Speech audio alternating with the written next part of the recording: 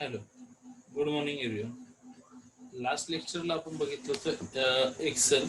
आता एक्सेलमध्ये मी तुम्हाला सांगितलं पद्धतीने एक्सेलमध्ये आपले एकूण 3 चॅप्टर होते. त्याच्यातला पहिला होता स्प्रेडशीट म्हणजे काय, त्याच्याबद्दल आपण शिकलो. त्याच्यामध्ये सेकंड टॉपिक होता आपला एक्सेल मधला चार्ट इन एक्सेल. चार्ट आपण मागच्या लेक्चरला पाहिले. आणि आता जो आपण एक्सेलचा थर्ड टॉपिक सुरू करतोय हा आहे फंक्शन इन एक्सेल. आता एक्सेल मध्ये आपण सगळ्यांनी त्याच्या आधी आपण एक्सेल ओपन करून घेऊयात.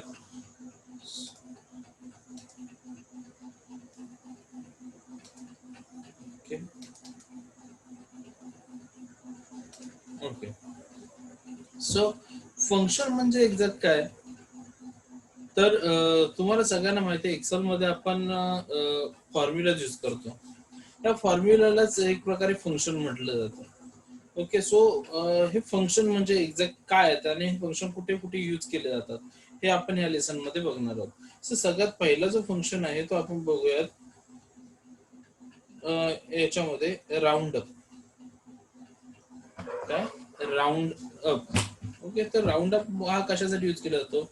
आता तुम्हाला ज्यावेळेला मागच्या वर्षी मी स्टॅट किंवा मॅथ्स शिकवलं त्यावेळेस सपोज मी तुम्हाला असं म्हटलं की 2.356 हा हे असं मी तुम्हाला एखादा नंबर दिला आणि मी तुम्हाला काय म्हटलं की ह्याचा राऊंड अप नंबर किंवा ह्याचा राऊंड अप नंबर मला सांगा 2 डेसिमल मध्ये. म्हणजे 4 डेसिमल येतात ह्याच्यात, त्याच्यामधले 2 कमी करायचे 2च डेसिमल मध्ये. तर ह्याचा आन्सर आपण काय काढणार 2.31 सॉरी 3 च्या ऐवजी काही 3.2.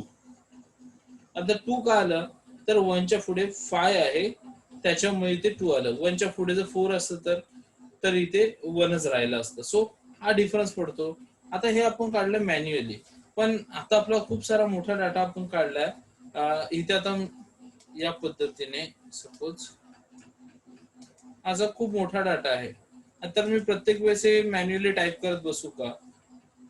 मग मला इथे त्यासाठी काय करतो, मी इथे फॉर्म्युला यूज करतो. कोणता फॉर्म्युला यूज करतो तर राऊंड अपचा.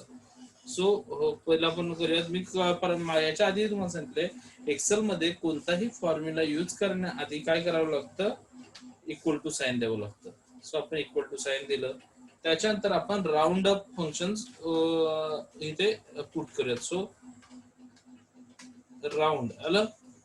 त्याच्यानंतर सॉरी हा फक्त राऊंड आहे, हा अप नाहीये, राऊंड. त्याच्यानंतर इन ब्रॅकेट. ओके. ब्रॅकेट मध्ये काय तुमचा याच्यात जो काही तुमचा नंबर आहे तो. सो हा आपला नंबर. ओके. देन कॉमा आणि तुम्हाला किती डेसिमल पुढे पाहिजेत तर आपण इथे ठेवूयात 2 आणि काय करूयात क्लोज एंटर. दिसतं आता 2.32 इथे एंटर झाला. आता हाच मी फॉर्म्युला सगळीकडे कॉपी करतो. दिसतं तुम्हाला 2.3. आता तुम्हाला असं वाटत असेल की मी ड्रॅग केलंय सगळे सेम असल्यामुळे आपण इथे काहीतरी वेगळी अमाऊंट घेऊया. 3.4567 घेतलं. हा बघा इथे फॉर्म्युला काय यूज झाला, इथे किती अमाऊंट आली 3.46. सो अशा पद्धतीने आता इथे आपण काय केलं तर डेसिमल किती घेतले 2. इथे तुम्हाला हवं तेवढे डेसिमल घेऊ शकता. तुम्हाला जर 3 डेसिमल मध्ये आन्सर पाहिजे तुम्ही 3 घेऊन एंटर करू शकता. सो इथे तुम्हाला 3 डेसिमल मिळाले. सो अशा पद्धतीने तुम्ही इथे डेसिमल्सची व्हॅल्यू वाढवू शकता. हा झाला तुमचा round up function. Sir round function. Then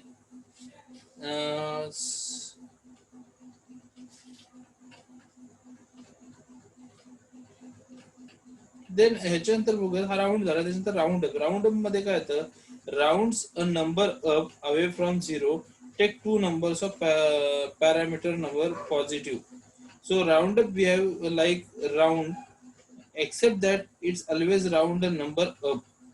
आता राऊंड अप मध्ये काय होतं की कायम तुमचा नंबर जो आहे तो काय होतो, जसं की आता इथे किती घेतलं सपोज, एक मिनिट हा, इथे आपण एखादी अमाऊंट घेऊया 3.4321. ओके. आता इथे फॉर्म्युला काय बघा 3.43. आता इथे 3.44 का नाही आलं? कारण पुढे 3 आहे, 3च्या पुढे जे आहे ते 5 नाहीये, 2 आहे. सो ज्या वेळेला 5 किंवा मोर दॅन 5 असतील, 5 असेल म्हणजे 6, 5 किंवा 6 असेल, त्यावेळेस तो कन्वर्ट होताना त्याचा जो बॅकचा जो डिजिट आहे तो 1ने वाढतो. लक्षात ठेवा, हे आपलं मॅथमॅटिकल इक्वेशन आहे. सो ह्याच्यात त्या पद्धतीने यूज होतं. आता राऊंड अप मध्ये काय होतं, तर राऊंड अप फॉर्म्युला मध्ये हे तुमचं कायम जे आहे ना, हा जो नंबर आहे ना, हा कायम अप होतो, म्हणजे डाऊन होणार. म्हणजे आता 3.43 आले ना, जर राऊंड अपचा फॉर्म्युला मी यूज केला तर इथे 3.44 येईल. बघूयात आपण, ट्राय करू.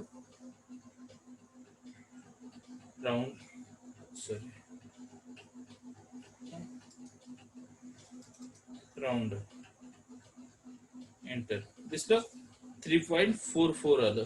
सेम असाच जर मी राऊंड डाऊनचा फॉर्म्युला यूज केला, हा झाला राऊंड अपचा, तर काय होईल की आता याचीच व्हॅल्यू आपण बघूया.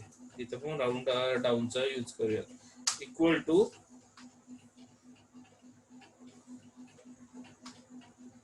येथे round down comma 2 bracket complete enter. दिसतं काय आला?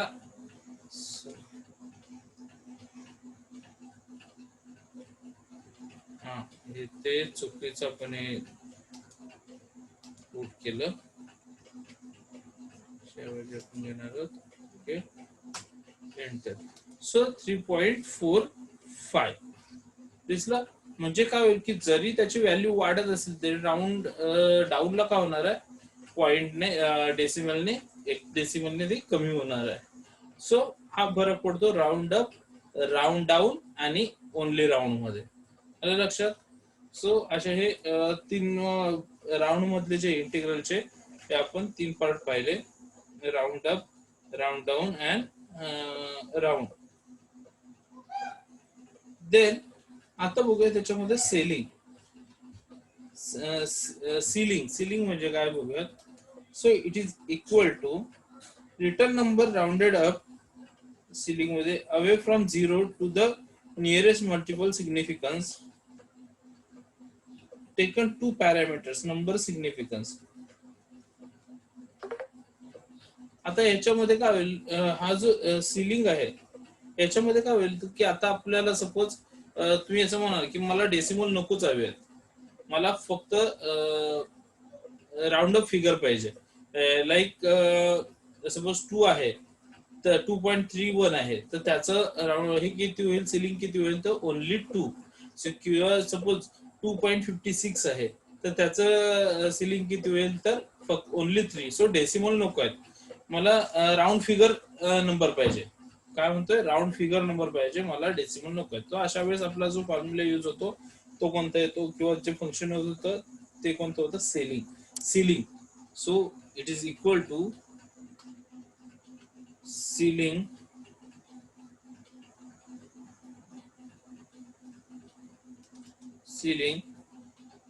आता 2.34 ओके.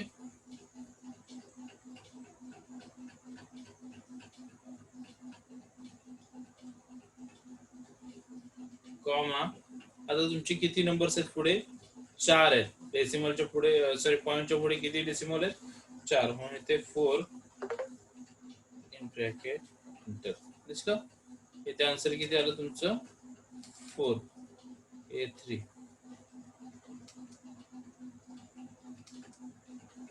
एक मिनिट, काहीतरी चुकलंय आपल्याच्यात.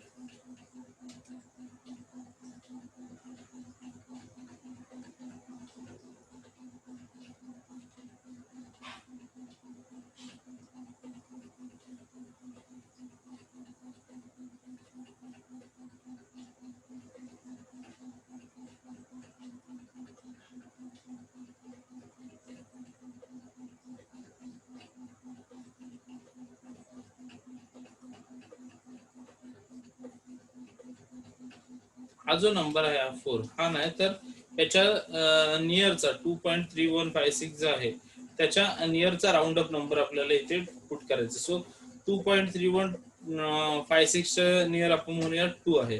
So enter. अरे फोरच आहे ना, एक मिनिट.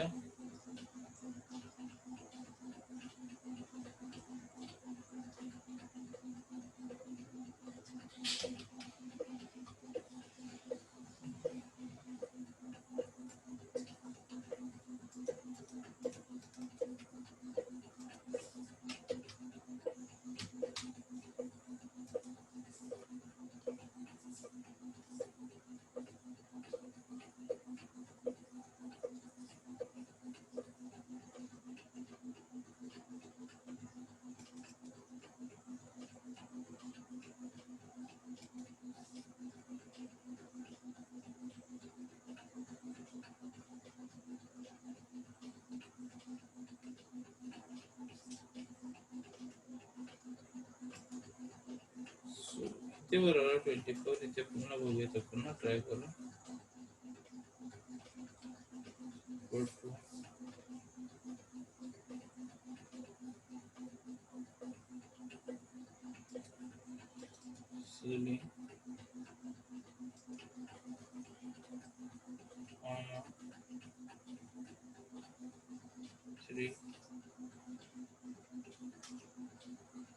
ओके, आलं इथे 3 दिसलं. सो अशा पद्धतीने तुमचं आता इथे आपण पुन्हा यूज करून बघूयात. इक्वल टू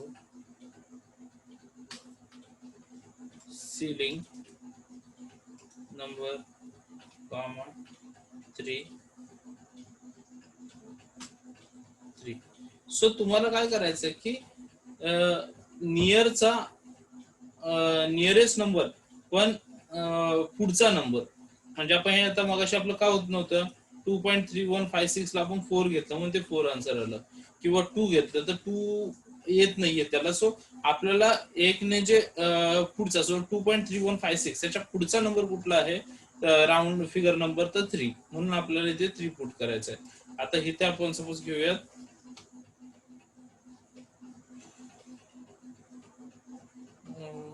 एक मिनिट तसं पण नाहीये.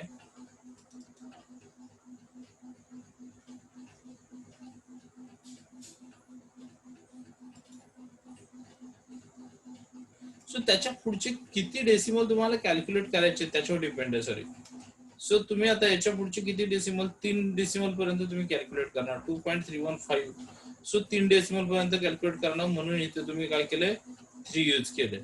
त्याच्यानंतर इथे सुद्धा तुम्ही 3 पर्यंत डेसिमल कॅल्क्युलेट करणार म्हणून 3 घेतलं. So equal to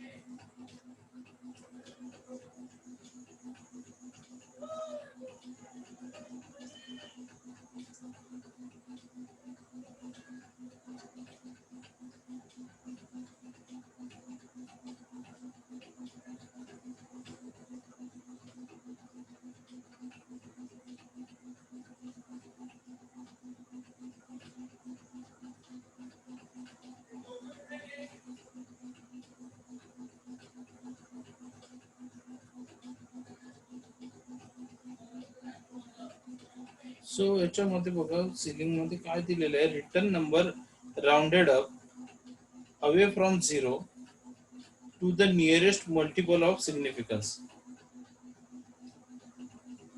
Nearest multiple of significance.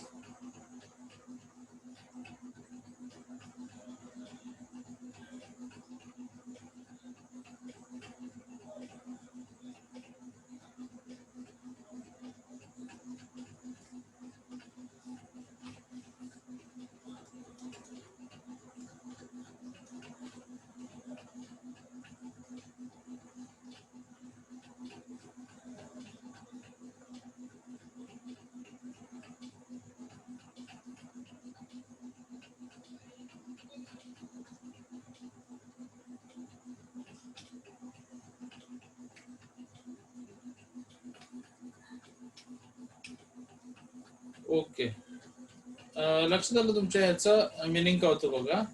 आता लक्षात आलं हे, आपण बघूया. Nearest multiple of significant. आता याच्यामध्ये 2.3156 याच्या नंतरचा येणारा नंबर कोणता आहे, राऊंड अप नंबर 3.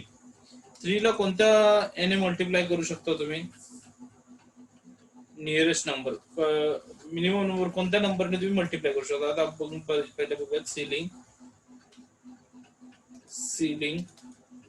त्याच्यानंतर 3.125 येतं आन्सर 3. याला आपण नियरेस्ट त्याच्या कोणत्या 3 ला मल्टिप्लाय 3 ने होतं, सो आपण 3 म्हटलं, एंटर केलं. किंवा 3 ला 1 ने सुद्धा मल्टिप्लाय होतं, 1 म्हटलं. आलं लक्षात.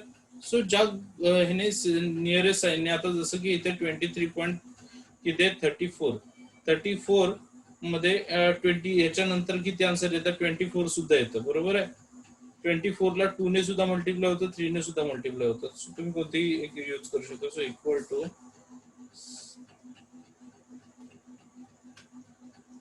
सिलिंग देन कॉमा 2 टाकलं तरी तुमचा आन्सर 24 येणार आहे. 3 टाकलं तरी तुमचा आन्सर 25 येणार आहे. किंवा आता ह्याच्यात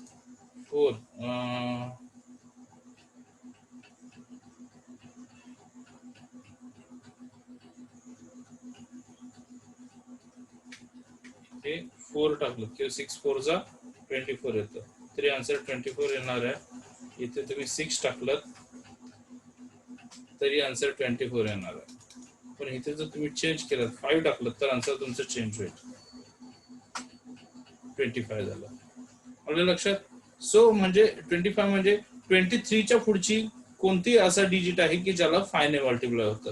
सो याच्या पुढे असं अशा पद्धतीने ते कॅल्क्युलेट घेतलं. आता जर तुम्ही इथे 9 टाकलं तर तुम्हाला इथे डायरेक्टली 27 आन्सर मिळेल, 9.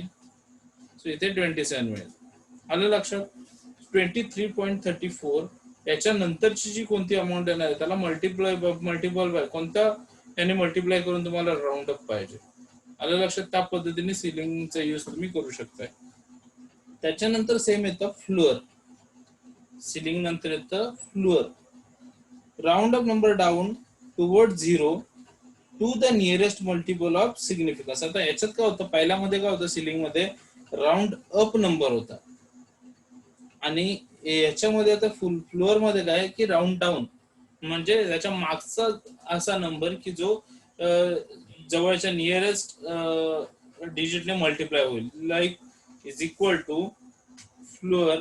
सेम आपल्याला काय करायचं आहे की जो मगाशी सिलिंगचा फॉर्म्युला यूज केला त्याच्या सेम फॉर्म्युला यूज करायचा आहे, फक्त आपल्याला जे रिझल्ट मिळणार आहे तो त्याच्या वाईस वर असतात, त्याच्या अपोजिट मिळणार. तो राऊंड अप नंबर मिळत होता, म्हणजे पुढचा नंबर मिळत होता, आता तुम्हाला बॅकचा नंबर मिळेल जो कुठला मागचा असेल.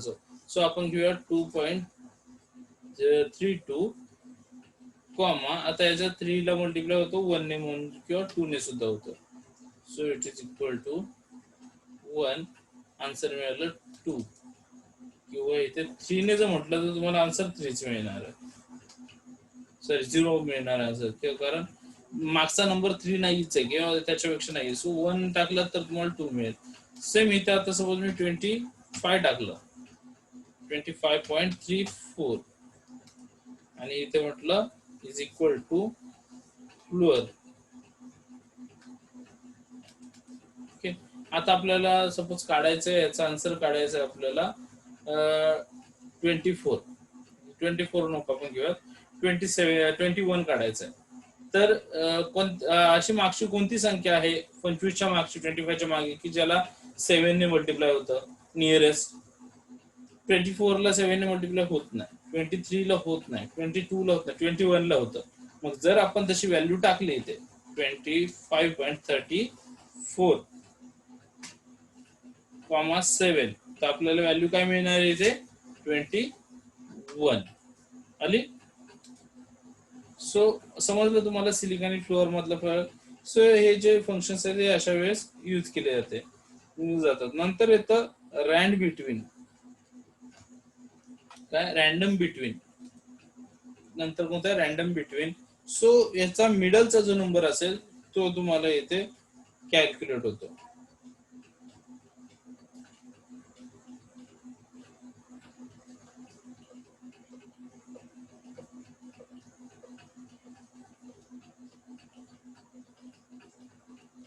सो बघूयात आपण एक्झॅक्ट काय आपल्याला रिझल्ट मिळतो तो बघूयात. So it is equal to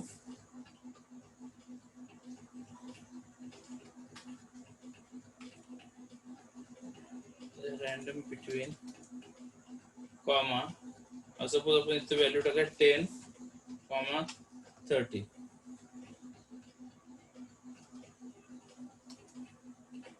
22.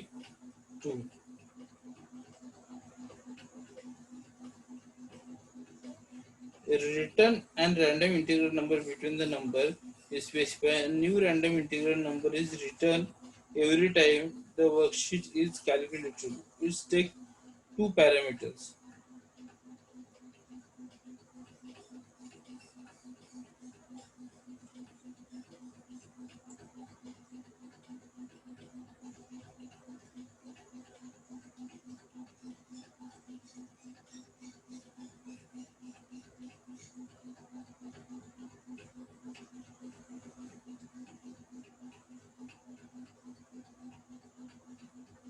So याच्यात 2 पॅरामीटर्सने सपोज आपण कॅल्क्युलेट केलं तर पहिलं 10 आणि 13च्या मध्ये येणारं कोणतं आहे? सो 10 आणि 13च्या मधला पहिला येईल तुमचा 11, 12, 13, 14, 15, 16, 17, 18, 19, 20, 21, 22, 23, 24, 25. सो आता ह्याच्यामध्ये काय होतं की 2 ने कॅल्क्युलेट होतं, बरोबर आहे. मग रॅन्डम बिटवीनला सुद्धा तुमचं राऊंड अप येतो, म्हणजे तुमचं मिडल कुठे येईल 19, 20, पण त्याच्या पुढचा मग कोणता येतो 21 आणि 22. कारण इथे काय म्हटलंय, return of random integral number between the number you specify. A new random integral number is written every time the worksheet is calculated. Is take 2 parameters. आपण हवं तर दुसरा एखादा घेऊन बघूयात. So it is equal to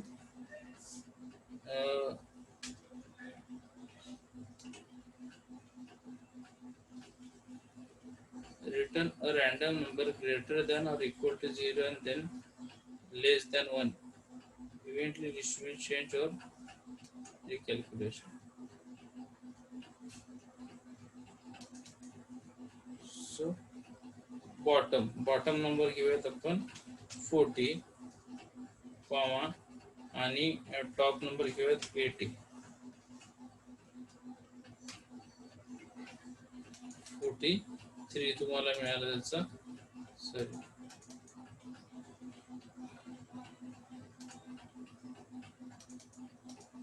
so प्रत्येक वेळेस त्याच्या वेगवेगळे मिळतील तुम्हाला.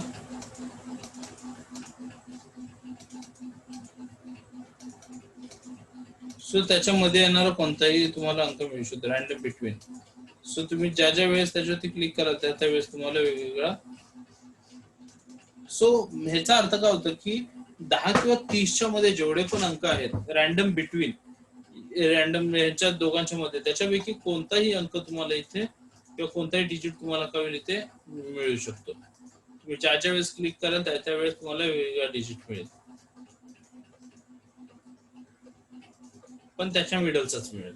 सो अशा पद्धतीने हे जे आहे रॅन्डम बिटवीन यूज केलं जातं. त्याच्यानंतर टेक्स्ट फंक्शन कोणकोणते आहेत ते बघूयात. Logical and conditional. आता ह्याच्यामध्ये बऱ्याच वेळा तुम्ही, आता मला माहिती नाही तुम्ही शिकलात की नाही, MSCIT मध्ये शिकवलं होतं इफ फंक्शन म्हणून. If function, Microsoft Excel if function returns one value in the condition is true or another value if the condition is false. Syntax आता याच्यामध्ये आपण रिअल मध्ये हा बघूयात करून. आपला स्टुडंट्स नेम आपण ऑलरेडी आपल्या ह्याच्या डाटामध्ये ठेवलेले होते, बघूयात आहेत का. कस्टम लिस्ट आहेत. सो अशा पद्धतीने आपली स्टुडंट लिस्ट आहे. आता इथे मी काही मार्क्स टाकतो. ओके, 35 35 45 14 48 28 25 14 52 75 45 40 65 95. ओके, आता आपण याला क्रायटेरिया ठेवत काय की ज्यांना 35 पेक्षा कमी मार्क्स आहेत ते फेल आहेत, आणि ज्यांना 35 पेक्षा जास्त मार्क्स आहेत ते पास आहेत. सो त्या पद्धतीने ऑटोमॅटिकली आपल्या इथे ते पास आणि फेल असं लिहून आलं पाहिजे, किंवा टेक्स्ट आपोआप तिथे जनरेट झाले पाहिजेत त्याच्या मार्क्स बघून. सो त्यासाठी हा इफ फॉर्म्युला यूज केला जातो. इज इक्वल टू इफ काय म्हटलंय, आता आपले कोणते आपले मार्क्स कसे टाकले तर आपण आय मध्ये, म्हणून इथे इफ इन ब्रॅकेट आय. आता हा काय म्हटलं त्यांनी, 35 पेक्षा काय पाहिजे, B2 जो काय आहे तो काय पाहिजे, 35 पेक्षा जास्त पाहिजे तर तो पास होतो. म्हणून आपण ग्रेटर दॅनचं साइन टाकूया. कुठे गेलं ग्रेटर दॅन. ओके, इज म्हणजे 35 जर, किंवा हे जे आहे हा जो आहे तुझे मार्क्स हे जर 35 पेक्षा जास्त असतील तर फर्स्ट कंडिशन काय जर असतील तर तुम्ही काय आहात, पास आहात. सो म्हणून इथे आपण टाकूयात पास इन ब्रॅकेट मध्ये. अदरवाईज जर कमी असतील तर तुम्ही काय असणार आहे, म्हणजे सेकंड हे काय कंडिशन, सेकंड कंडिशन आहे तुम्ही डबल इन्व्हर्टेड कॉमा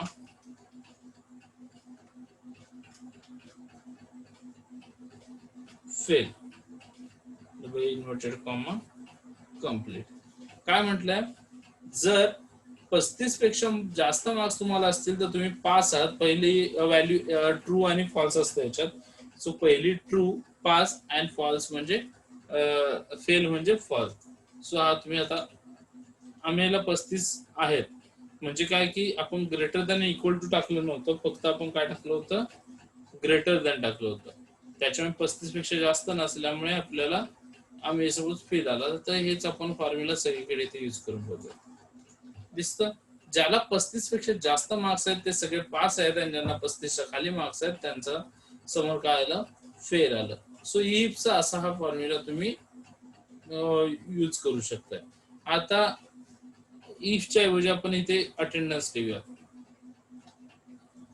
48%, त्याच्यानंतर 89%, 90%, त्याच्यानंतर 84%, 74%, 51%, 62% अटेंडन्स लिहिली. आणि आता आपण फॉर्म्युला यूज केले ज्याची 75, जसं आपलं बोर्डचं किंवा युनिव्हर्सिटीचं जसं पॅटर्न आहे की 75% पेक्षा ज्याची कमी अटेंडन्स असेल तो एक्झामसाठी एलिजिबल ठरत नाही. सो आपण टाकूया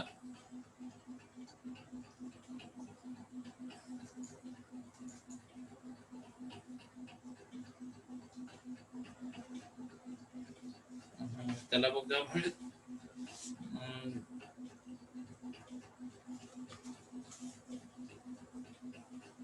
आता कोणाला एक्झामला बसायला अलाउड करायची, कोणाला नाही, कोणाला अलाउड करायची नाही, तर ते आपण इथे म्हणूयात is equal to if in bracket 48 is greater than काय म्हटले 75, जर 75 पेक्षा जास्त असेल तर comma in double inverted column allowed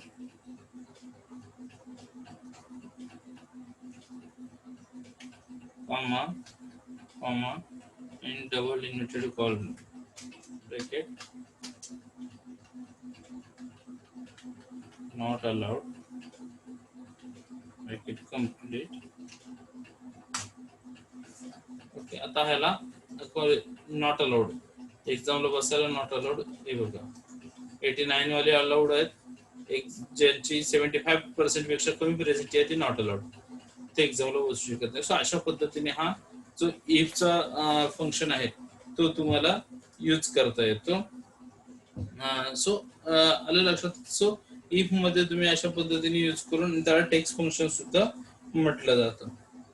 okay, so आपण थांबूयात. नेक्स्ट लेक्चरला पुढचा लगेच लेक्चर आहे आपलं, त्याला आपण पुढचा पार्ट बघूयात.